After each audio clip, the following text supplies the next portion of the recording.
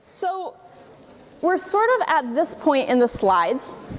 So we've done some hybridization. Now we need to actually take what we learned last time and apply it to a bunch of examples, okay?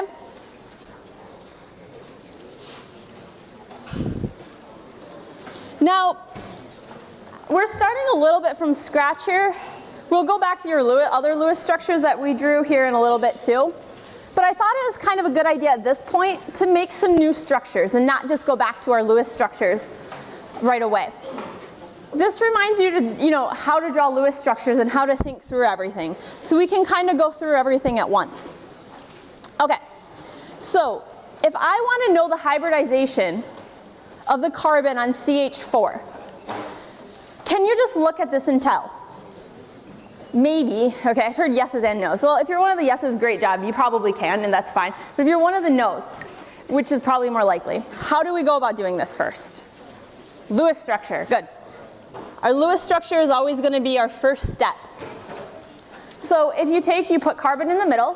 One, it's listed first, which is normally a good clue. Not always, but a lot of times. Also, it's hydrogen can't form multiple bonds, so carbon's got to go in the center. We'll count up our electrons just to make sure that everything works out okay. Which at this point you may kind of start skipping over with the simpler ones. Just make sure you do it for the more complicated ones. We draw our skeletal structure.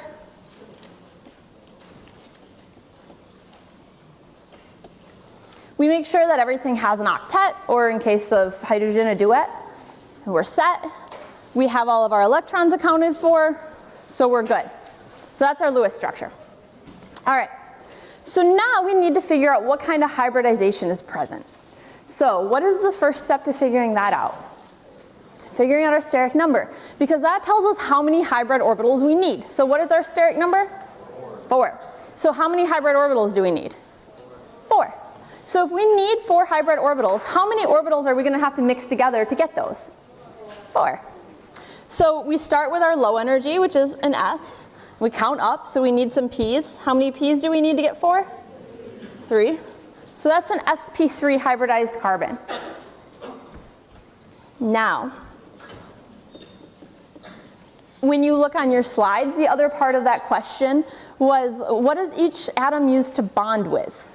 So we haven't completely talked about that explicitly, but we've taken these orbitals and we've made these new hybrid orbitals in order to form bonds and to put lone pairs in. So let's look at the hydrogen first, because I think hydrogen is a little bit easier here. What is hydrogen using to bond with? It's using its s orbital. It's the only orbital it has with any electrons in it. If you were to look at the electron energy diagram for it, just looks like that, right? It's the only thing that we really have to work with. We just have the 1s electron, or the 1s orbital to work with. Now the more complicated one. What is carbon using to bond with? Do we have any p orbitals anymore? How did we make our sp3 orbitals? We took our s orbitals, we took our p orbitals, we mixed them together and we made sp3 orbitals. So do we have any s orbitals left in the carbon? No. Do we have any p orbitals left in the carbon? No. What orbitals do we have?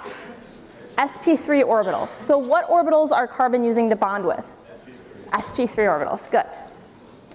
So carbon bonds with sp3 orbital.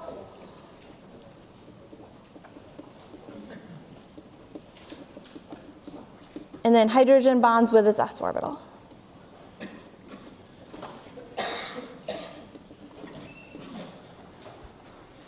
Okay. Next one then.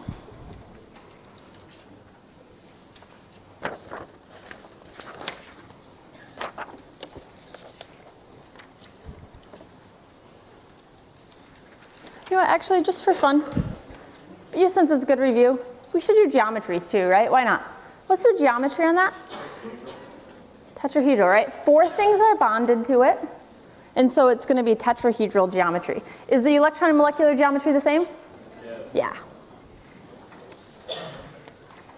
Okay. NH3. So, first step, draw our Lewis structure. So we know that nitrogen has 5 valence electrons. Each of the hydrogens have 1. So we have 8. So we draw this out. We put the hydrogens on. Are we done? No, right? What does it have? It has a lone pair. Okay, so we have that done. All right, so now what is its steric number? So what is its coordination number? Maybe that helps too.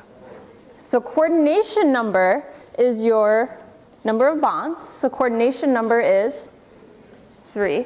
And then your steric number is your number of bonds and what else? Lone pairs. Or I should say number of things that it is bonded to and lone pairs. So our steric number is 4.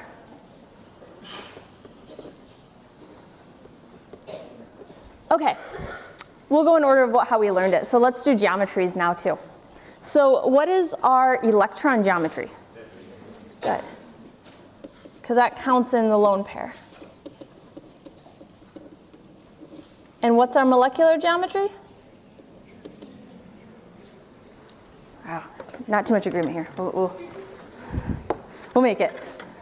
I'm going to be a little bit lazy and I'm just going to make my hand be one of the atoms because it's a little bit faster. So if all of these were atoms, yeah, we'd have that. And now we take this and we put a lone pair there. So our base is a triangle and it looks like a pyramid, so it's good. Trigonal pyramidal.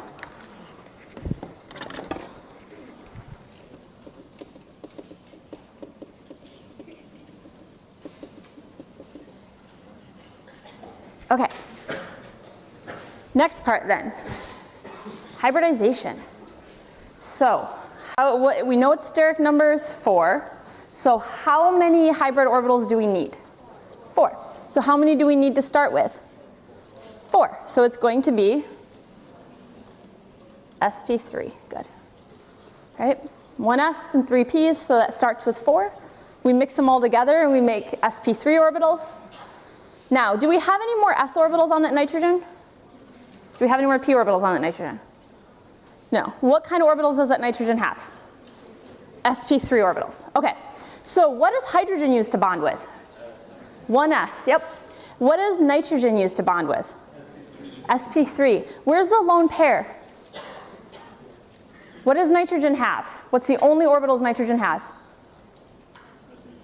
sp3, right? Does it have any s's? No. Does it have any p's? No. It only has what? sp3s. So it bonds with an sp3 here, and an sp3 here, and an sp3 here, and then it has an sp3 with a lone pair in it. Okay? So, to be a little repetitive here, same as last one, hydrogen bonds with the s orbital. Nitrogen bonds with the sp3 orbital. And then the lone pair is in the sp3 orbital.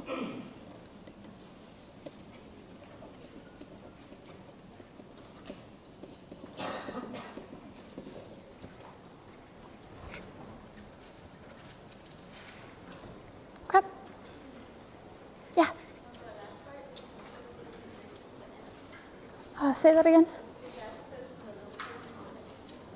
Oh, you mean for this part or the hybridization? The sp3 part? The lone pair. So yeah, it's because we've taken all the s orbitals and all the p orbitals and we've mixed them together and made this whole new sort of orbital. So that's all we have left. Okay? And we know to do that because when we set this up, we want the lone pair and the 3 bonds to all have a place to go that are as far away from each other as possible. Okay.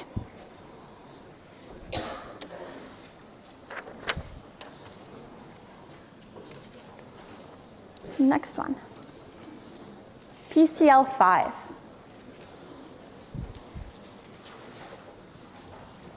So we draw this one out.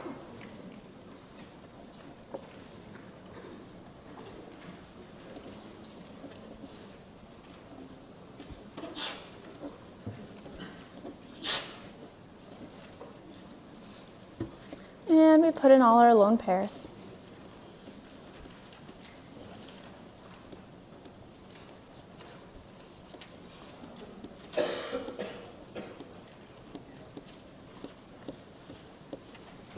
Okay, and if we count up all our electrons, we'll see that we're all set.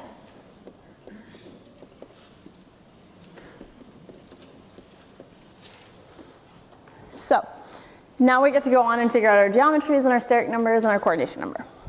So first of all, steric number and coordination number, right? They're the same this time. So what is that going to be? 5, right? 1, 2, 3, 4, 5. So what does that make our geometry? Trigonal bipyramidal, good.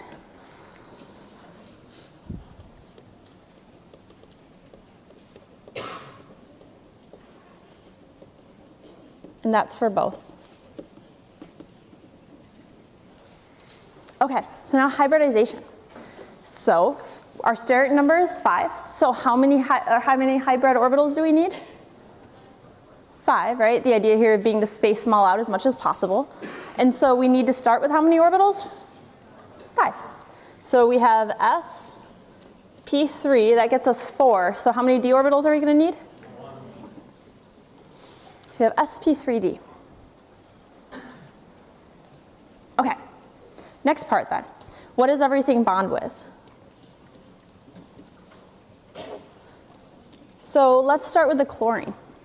What does the electron diagram of chlorine look like here? We draw this out.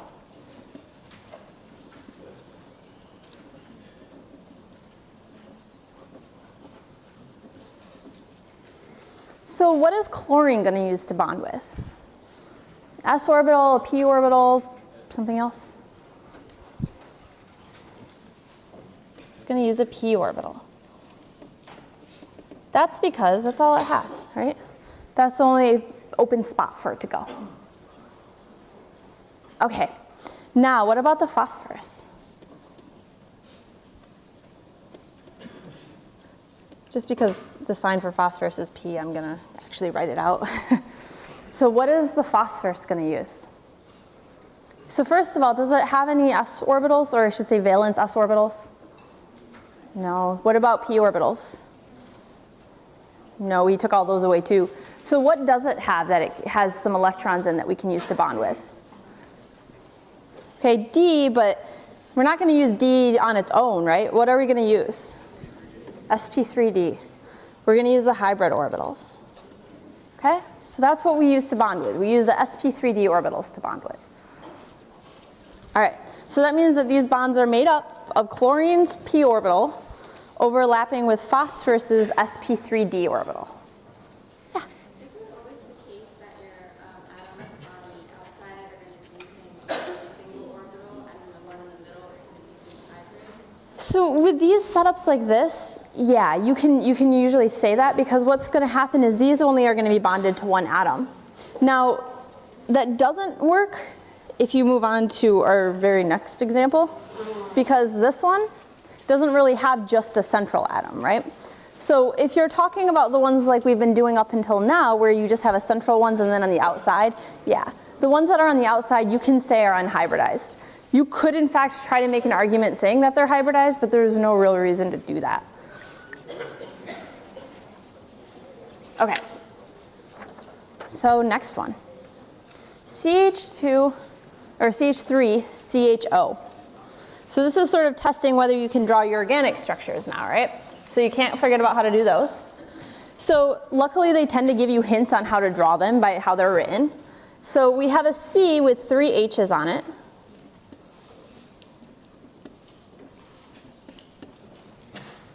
And then that's going to be bonded to this C, which is bonded to an H and an O.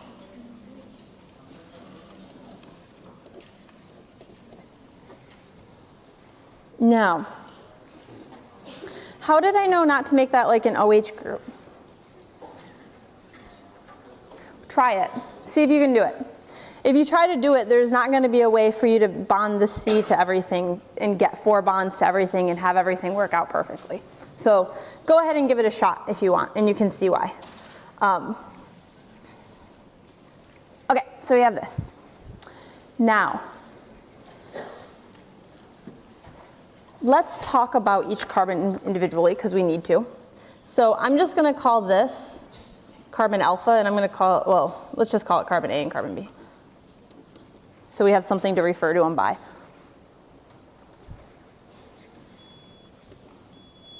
Okay.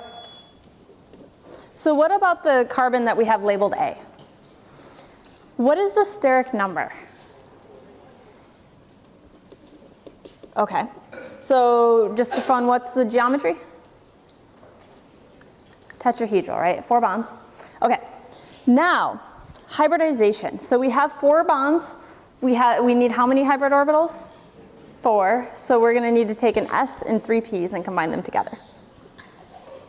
So that'll be sp3. Okay? What is that carbon using to bond with? sp3.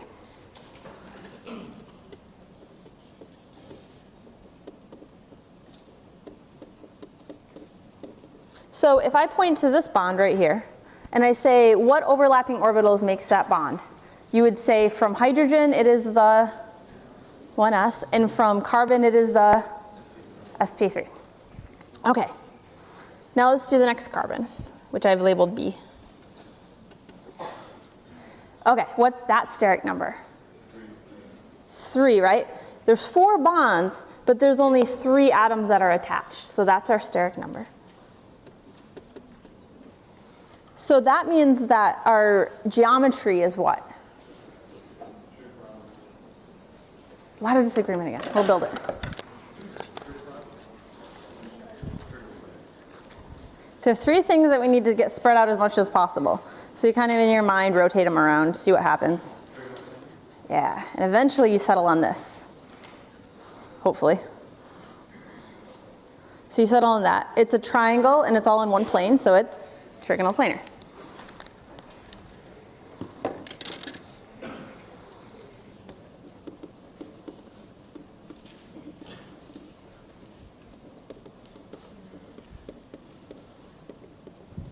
Okay, now hybridization. Steric number is 3, so how many orbitals do we need? How many hybrid orbitals? 3. So what are we going to use? sp2, good. 1s and 2 p's to add up to 3. Okay. Now, can I simply, for all of these so far, I've just been saying, what does it bond with? And you've been giving me an answer. Can I really say that with this one? I have to be a little bit more explicit, right? So let's say, what does it form its sigma bonds with? So remember, sigmas are any of your single bonds, and then, you know, I kind of think of it as the first one, but I guess one of the bonds of the double bond, okay? So, what does it form its sigma bonds with? sp2, good. Those are its hybrid orbitals. You made those hybrid orbitals and sort of to set up sort of that skeletal structure. So that's all of your sigma bonds are going to be made with your hybrid orbitals. Now, what other kind of bond does that carbon have? Has a pi bond. Now, what is your pi bond formed with? Well, what do we have left? You guys are right, but you're being a little too smart today, so I have to, backtrack a little bit. Okay, so what do we have left over? We have a p, right? Because we had 1s, we had 3 p's, so we took away an s and we took away 2 of the p's, so we just have 1 p left over. It's not like we pulled it out of thin air or anything. That's just what we had to begin with and what we have left over. So that's formed with your p orbitals. Now, is that p orbital going to be overlapping with the oxygen end on end for the pi bond or side on side for the pi bond? Side on side, right? Sigma bonds overlap end on end, pi bonds overlap side on side. Okay, so that's for the 2 carbons. All right, so let's see. If I point to this bond right there, and I say, what 2 overlapping orbitals make that bond? You'd say from this carbon it is an sp3, and from this carbon it is a sp2. Good. Now let's see, what else could I ask you on that one? I could say, how many sigma bonds do we have? 1, 2, 3, 4, 5, and then any of those count? one of them does, right? So 6. So we'd have 1, 2, 3, 4, 5, 6 sigma bonds. And then how many pi bonds? 1. Now, what if I asked you to, let's see, we could draw the line structure of this. Don't forget line structures. So far we haven't really had any that work well for it, but now we do. So to draw a line structure of this,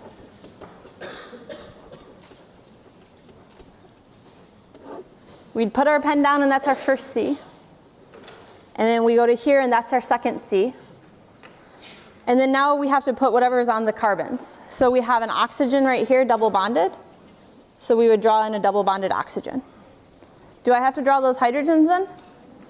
No. So the other way I could ask this whole set of things is to just draw you that. It would be drawn a little bit nicer. Let's draw it a little bit nicer. Okay, draw it like that. And then ask you all the same questions, okay? So don't forget about the line structures. I talked about them in class and then I sent the video with the examples. So don't forget about those. Okay. Now, based on what so keep this molecule sort of in mind, maybe even still up, because I have better pictures of it. In a perfect world, I would just draw them all for you, but art isn't really my thing. So I made you some pictures on the computer instead. So this is the molecule that we just looked at, drawn out. Now I've drawn out the orbitals for you, okay? So same molecule, just on slightly different angles. I changed the angle of them so that you could see. And these pictures are online. So if you can't, don't try to draw them unless you really like drawing. They're all online. So if you have something like this, so what would this carbon right here be? What was it labeled in our picture? The A, right? That's the carbon A. That's the one that's sp3 hybridized, right? You have these 4 hybrid orbitals coming off. So then what are all the yellow ones? Your hydrogen s orbital, right? So it forms this sort of overlapping structure right here. So then you have this bond, which was your bond between your 2 carbons. So you have your overlapping sp3 and your overlapping sp2. Now, this then would be your second carbon. For whatever reason, I decided to draw oxygen hybridized, which I didn't need to do. I'm not sure why I did that. You can do it either way. So this overlapping p orbital, what would that form? That forms your pi bond. So I haven't drawn it in quite yet, but I'll flip to, oh, this is a different angle. So now you have the pi bonds, so you can see those. Is this pink 1 pi bond or 2 pi bonds? 1 pi bond. Right? It's just like a p orbital. It's 1 p orbital, but it has 2 lobes. This is 1 pi bond, but it has 2 lobes. Okay? So that gives you sort of a picture of what we were doing with the Lewis structures, and is what you kind of want to think about in your head as you're drawing those structures out. This is not something that I would ask you to draw, but I will ask you enough questions on it that I know that you have it in your head. So, one more view for you. Maybe not. Apparently not. Okay. So some just sort of a list of things to remember as you're going through your homework and you're doing these problems and you're getting ready to study. However many unhybridized orbitals you start with is how many you end up with. So if you tell me something is sp2 hybridized, it's going to have how many hybrid orbitals? 3. Okay? Which we get to work backwards in that too, right? We need 4 orbitals. We know we need to do sp3 because we need 4 orbitals. Now, hybrid orbitals are the atomic orbitals, right? So an atom, it takes its own atomic orbitals, and then you form these hybrid orbitals from it. The bonds are formed by overlapping the atomic orbitals. But each atom kind of keeps its own orbital, right? It just overlaps them, and that forms its bond. We're not combining an s orbital from this atom and an s orbital from this atom or anything like that. This is all for hybrid orbital, hybridization. Your bonds are formed when these hybrid orbitals overlap. Each atom gets its own hybridization type, right? When we looked at that last one, it didn't matter that 1 carbon was sp3 and 1 carbon was sp2. You go to each atom individually and you say, this one is, this hybridization, this one is this hybridization, and they don't rely on each other. Your sigma bonds are formed from your hybrid orbitals, okay? Or if you have an unhybridized atoms, they can be formed from your s's or your p's. But it's either s or p, in your unhybridized atoms, or your hybrid orbitals in your hybridized atoms. Your pi bonds are going to be made over from your leftover p orbitals, and they're made from that side-on-side overlapping. All right, so this is just sort of a list, summary things of things you want to keep in your mind as you're doing all of these. Okay, to help you with the visualization again, because some of this is really hard to picture, I have some videos that are actually going to work for me today.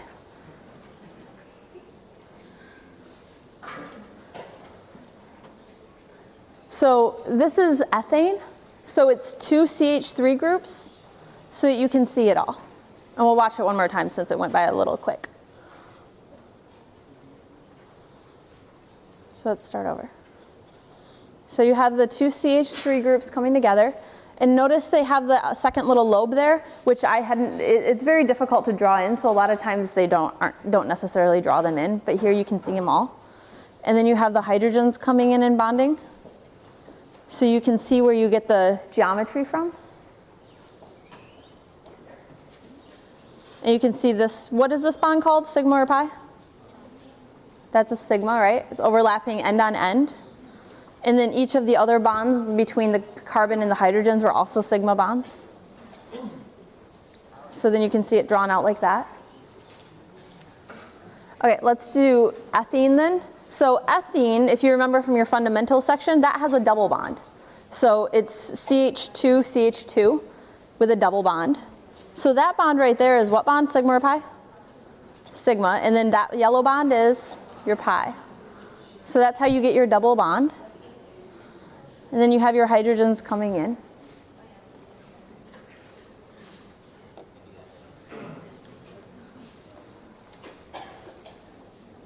So you can see how the geometries all work there in all different directions.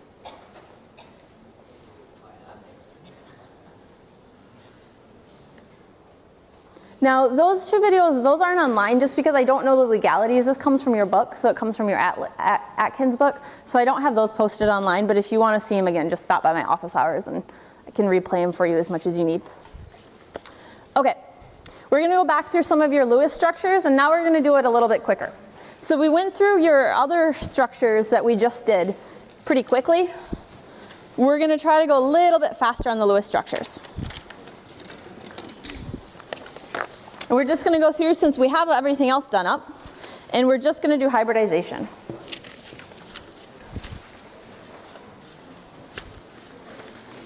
Okay, we're skipping nitrogen because, you know, it's not hybridized, so that one's not so interesting. So this one. So what's our steric number? 3. So how many orbitals do we need? We need 3 hybrid orbitals. So it's going to be what hybridization? sp2.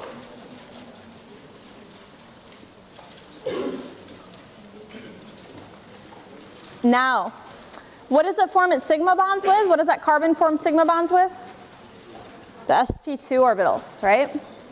So if I point to this bond, what is carbon forming the bond with? sp2. And what is hydrogen forming the bond with? S. Good. And what is the pi bond being formed with? Oh, well, okay, with oxygen. But what orbital? The p. Okay? So for carbon, the sigma bonds are formed with the sp2 orbitals, and the pi bond is formed with the p orbital. All right?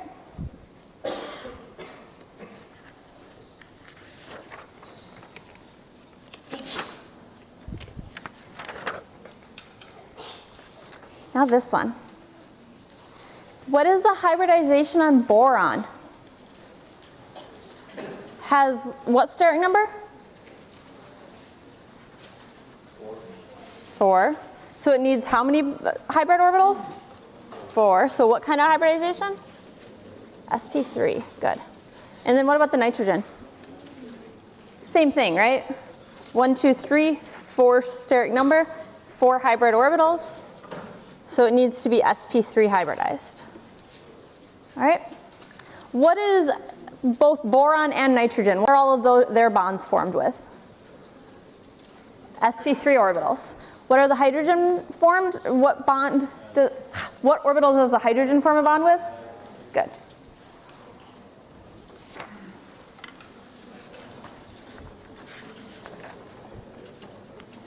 All right. XeF4, and remember this is the F4 plus one. So you have a couple that look very similar to this. Make sure you realize this is the 4 plus one. Okay, so what is our steric number? 4. So what is the hybridization? sp3, good.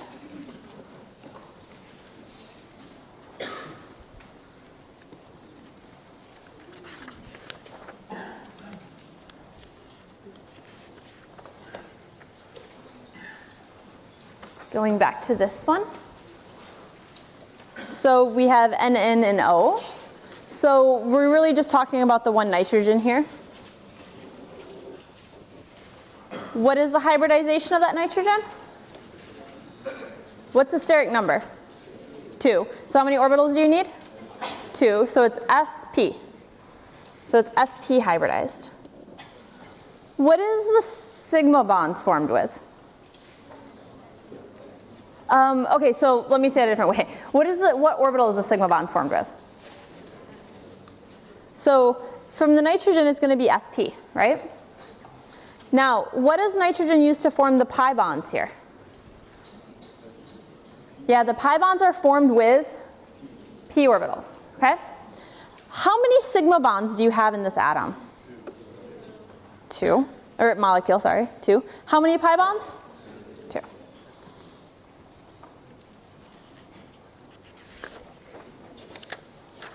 I'm trying to hit every different way I tend to test on this. So these sorts of questions I'm throwing out to you, they make really quick test questions.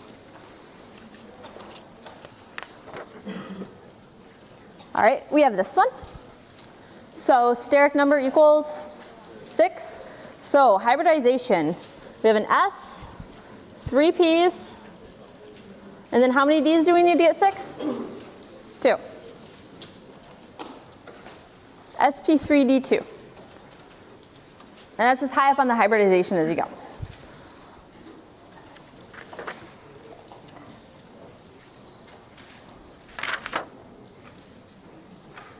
All right, the other one of these, XeF4, this time without the 4 plus. So what is our steric number? 6, right? Don't forget about your lone pairs. 1, 2, 3, 4, 5, 6. So that means that we have to have what sort of hybridization?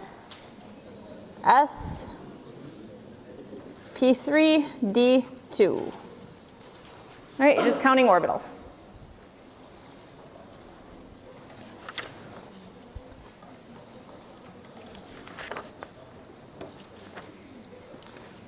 This one, BH3. So you have 1, 2, 3 orbitals that you need. So it's going to be sp2. 1, 2, 3. So once you get the Lewis structure drawn, the rest of the questions are relatively quick once you get the hang of it. You want to kind of practice just going through and picking a random structure, drawing it, figuring out the steric number, coordination number, electron geometry, molecular geometry, bond angles, and hybridization of any molecule that you can find to draw. It's the best way to practice this whole section.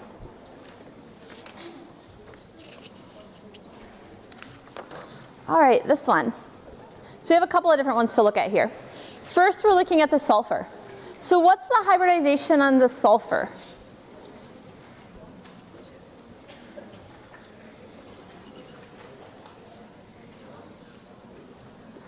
Well, actually, let's not talk about the sulfur. Let's just look at the oxygen for this one. So let's just look at the oxygen. What is the hybridization on that oxygen? These oxygens, that is. sp what? Right. Don't forget about these. I heard a few sps in there. So that accounts for these 2 orbitals, the one going this direction, the one going this way. But you also need to account for the lone pairs. So it's sp3.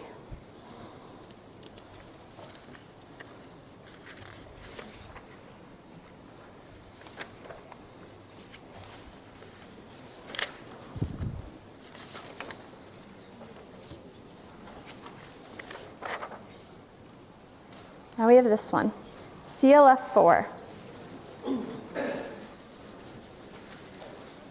minus, ClF4 minus. So we have a steric number of 6. So how many hybrid orbitals do we need? 6. So it'll be sp3d2.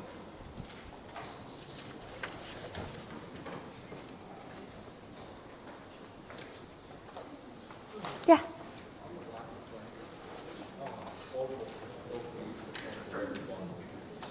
So we're going to just skip that one because it gets into having the P's and the D's there, so just don't worry about that one. That was why I kind of skipped it, so you can just put don't worry about it in there.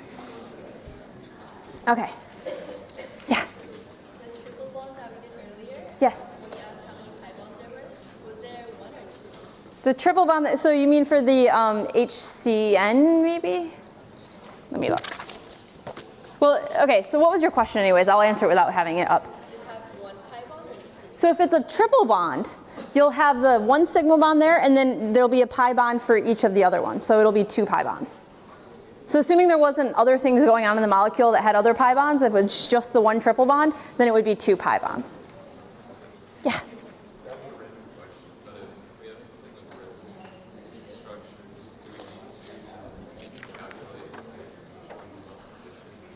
Like that one? Actually, so you mean like with the N and O one? Yeah. So yeah, if there's one that's more stable than the other, you have to stick with the most stable one. So you're just sticking with the most stable one. If you have something like this where they're all the same stability, it doesn't actually make a difference in the other calculation. So we can do this one just as is. So if we have this one, what is the hybridization on the nitrogen here? You'll do it the exact same way. So just because you have resonance doesn't actually change anything. So how many things do we have? 3. So what do we need? sp2. And then the p bond, or the p orbitals will be used to form the sort of third of a bond. Yes? On the previous problem we just did, how do you explain to us what they use? On this one? Yeah, good. This is a good one to go through that. So yeah. Okay.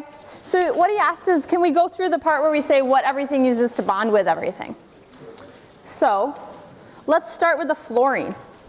What does fluorine use to bond? Well, what does fluorine have? Let's just draw the valence shell. So if you draw this out, what does fluorine have to bond with? Yeah, it has this p orbital here. So fluorine uses p. Now chlorine. So what would chlorine use to bond with? Yeah, the hybrid orbitals. So chlorine uses sp3d2. Now, one other question I can ask here then, that hasn't actually happened on a few of the other ones. Where are the lone pairs at? So where are they? What orbitals? Good, sp3d2. Right, lone pairs are also going to be in those hybrid orbitals. Yeah. Say that one more time. Oh, for you mean the orbitals and the bonds? Yeah, as long as you're talking about the sigma bonds. So, yes. Anything else? Oh, yes. Are pi bonds always formed with p orbitals? Yes. Anything else? Okay.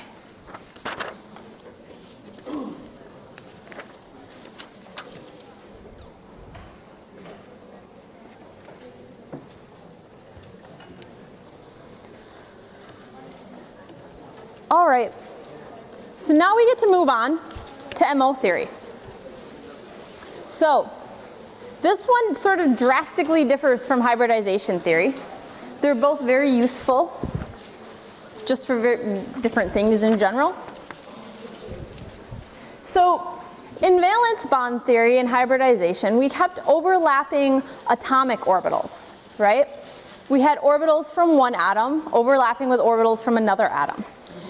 Now, when we made those hybrid orbitals, we took all the orbitals from one atom and used those to make new atomic orbitals. Now what we're doing is we're taking atomic orbitals and we're mixing them together to make molecular orbitals instead. So those orbitals are going to belong to the whole molecule.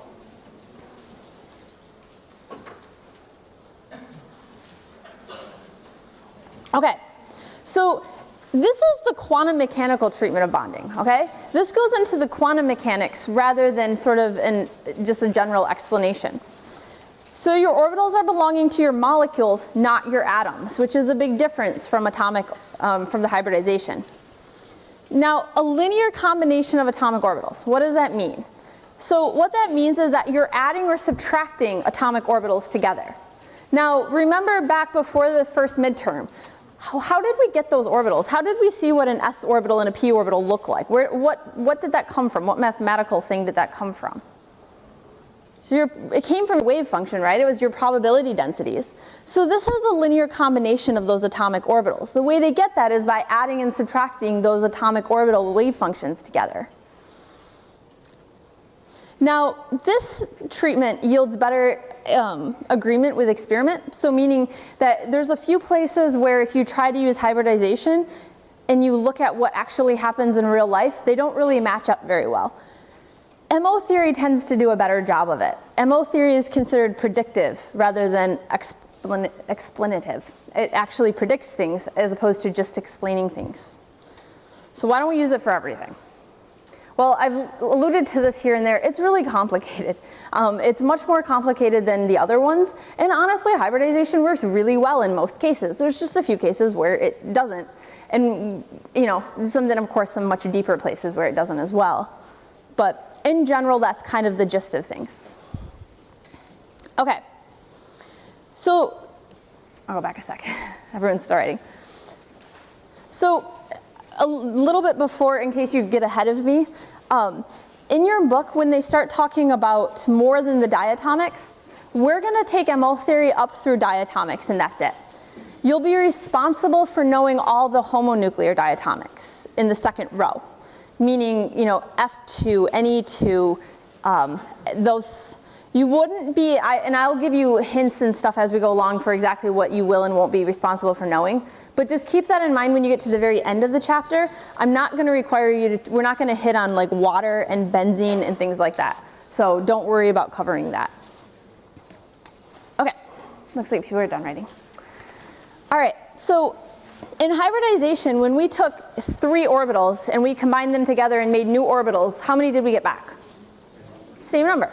Same rules apply for MO theory. Now, the only difference here is rather than combining atomic orbitals and getting atomic orbitals, we're combining atomic orbitals, mixing them together and getting molecular orbitals. But if you combine 2 atomic orbitals, you get 2 molecular orbitals, okay? So it's still the same number that you get back. In one case, you're going to have the addition of 2 orbitals, and in the other, you're going to have the subtraction. Now, if you have the addition of 2 orbitals, we call this a bonding orbital. Any electron that you put in these orbitals, and I'll show you a picture of it before too long, maybe next time. Any orbital that you put in any electron you put in these orbitals are going to add to the bond. They're going to make the bond stronger. The other one is going to be the subtraction of these 2 orbitals. If you put an electron in one of these, it's called an antibonding orbital, and that subtracts from the bond. It makes the bond weaker. Okay? So you have addition of the 2 atomic orbitals, and you have subtraction of the 2 atomic orbitals. And if you add them together, and then you add an electron into those orbitals, you add to the bond. That's called a bonding orbital. If you add an electron to an antibonding orbital, it subtracts from the bond order. Okay. So to sort of backtrack to our discussion on waves, because we're back into this concept of having things be waves. You remember our wave interference and how we talked about how waves can add to each other and how they can subtract from each other. This same thing is going to apply here. So with MO theory, we're treating our electrons as waves again. And we know that our waves have interference, right? We know that we can add waves together if they interfere constructively, or that as you add them together, they can subtract from each other if they interfere destructively. Okay, this gets into the difference between a bonding orbital and an anti-bonding orbital, whether one is interfering constructively or destructively. So adding them means that they're interfering constructively. Subtracting meaning that they're interfering destructively. All right, and we will end there.